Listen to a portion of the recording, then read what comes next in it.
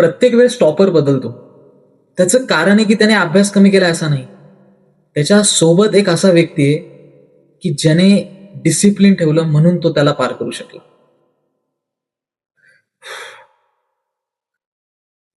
Topper एक दिवस हरतो, कारण तो कमी पडला म्हणून नाही, तर त्याच्या मैदानामध्ये असं कोणतरी तयार होत होतं रोज, जे दिसत नव्हतं, पण एक दिवस त्याच्या डिसिप्लिनने त्याला या टॉपरला हरवलं. तुमच्या आजूबाजूला कोणीतरी आहे जे रोज डिसिप्लिन फॉलो करते, ज्याचा रिझल्ट नाही दिसत आहे, पण त्याचं डिसिप्लिन तुटत नाहीये. तो रोज तेच शेड्यूल फॉलो करतो, जे शेड्यूल त्याला तुम्हाला एक दिवस हरवणार आहे. म्हणून मित्र, जर कोणाला हरवायचं असेल ना, त्याच्यापेक्षा जास्त नाही करायला लागत का, त्याच्यापेक्षा जास्त अभ्यास, त्याच्यापेक्षा खूप प्रॅक्टिस, त्याच्यापेक्षा खूप काही करायला नाही लागत.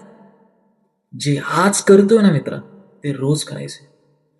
हे जर डिसिप्लिन तुटलं ना, तर तुला कोणालाच हरवता नाही येणार.